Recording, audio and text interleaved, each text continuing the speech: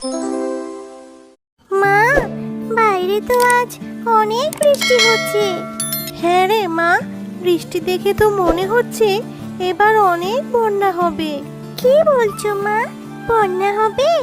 মা, আমার খুব ভয় করছে। আর দেখো বাইরে কিভাবে বিদ্যুৎ চমকাচ্ছে। মা, বন্যা হলে আমাদের ভাসিয়ে নেবে না তো? তুই ভয় পাস না রে মা, আল্লাহ যা করে সবার মঙ্গলের জন্যই করে। আর আমি তো তোর সাথেই আছি, আমাদের কিচ্ছু হবে না, তুই একদম ভয় পাস না। মা, অনেক রাত হয়ে গেছে, এবার ঘুমিয়ে পড়তো, চল ঘুমাই। এ কথা বলে মা ও মেয়ে ঘুমিয়ে পড়ে। মা, ও মা, উঠো, দেখো না আমাদের ঘরে কত পানি হয়ে গেছে। ও মা, উঠো না। হ্যাঁ রে মা, তাই তো দেখছি। এবার এবার আমাদের কি হবে? এই ছোট্ট মেয়েটাকে নিয়ে এখন আমি কি করব, কোথায় যাব? মিনা, তুই এখানেই বস, আমি বাইরের পরিস্থিতিটা দেখে আসি। এই কথা বলে শেফা বাইরে চলে যায় বাইরের পরিস্থিতি দেখার জন্য। কি, বাইরে তো দেখছি অনেক পানি, বন্যা হয়েছে তো হয়েছে, পথ ঘাট একদম ডুবিয়ে ফেলেছে। মা মিনা, বন্যায় অনেক খারাপ অবস্থা, সারা গ্রাম পানিতে থই থই করছে।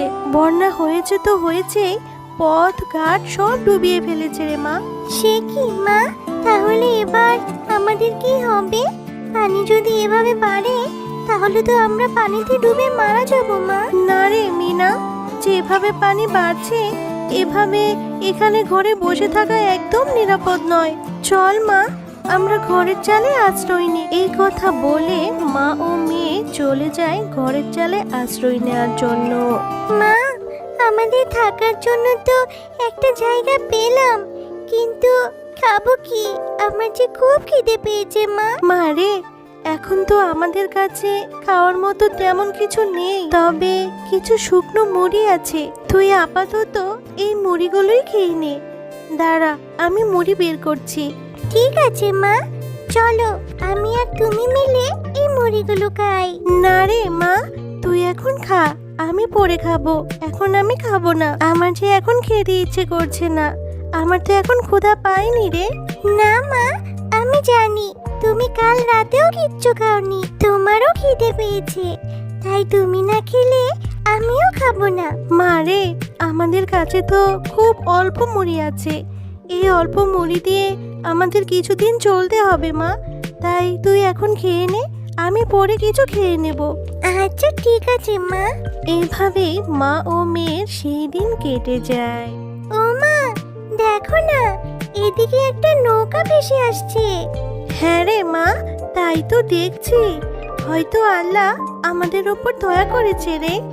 মা, চলো আমরা এই নৌকা দিয়ে খাবার খুঁজে আনি। মা রে, এই বন্যায় তো সবারই আমাদের মতোই অবস্থা, তাই আমরা খাবার কোথায় পাবো রে মা? তার চেয়ে বরং চল এই নৌকা দিয়ে আমরা নিরাপদ কোথাও চলে যাই। কথা বলে তারা মা ও মেয়ে চলে যায় নিরাপদ স্থানের খোঁজে।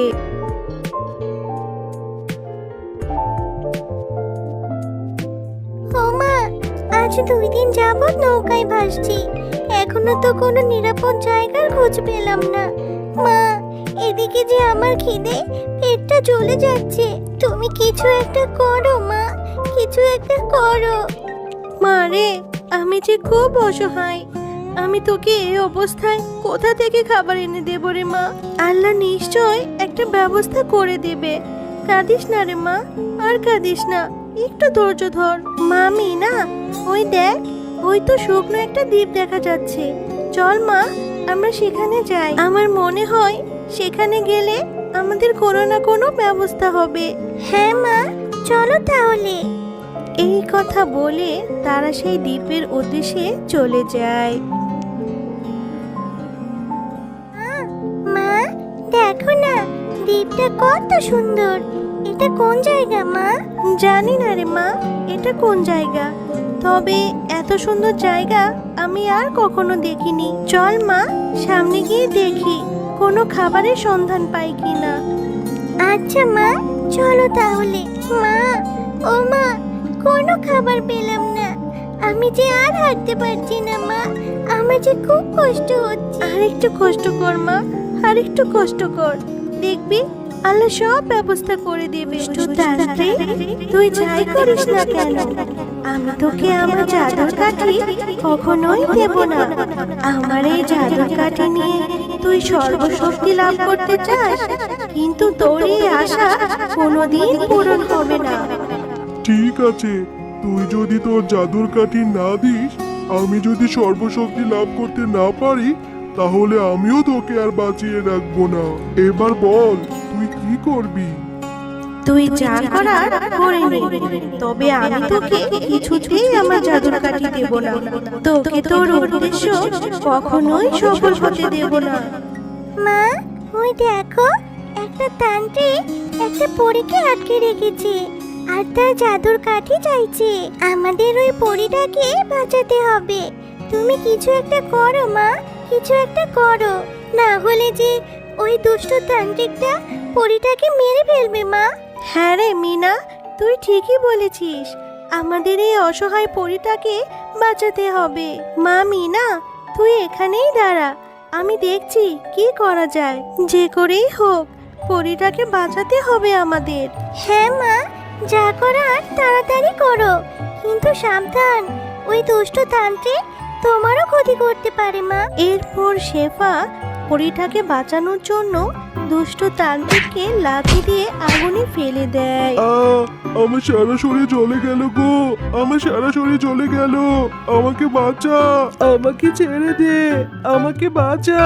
আমি আর কখনো এমন কাজ করব না, আমি কথা দিচ্ছি। আমি যে পড়ে যাচ্ছি, আমি মরে গেলাম। দুষ্ট তান্ত্রিক, তুই পরীকে মারতে চেয়েছিলি, এখন দেখ কেমন লাগে। মনে রাখবি, অন্যের জন্য গর্ত খুঁড়লে সেই গর্তে নিজেকেই পড়তে হয়। এখন নিজেই মৃত্যু যন্ত্রণা ভোগ কর।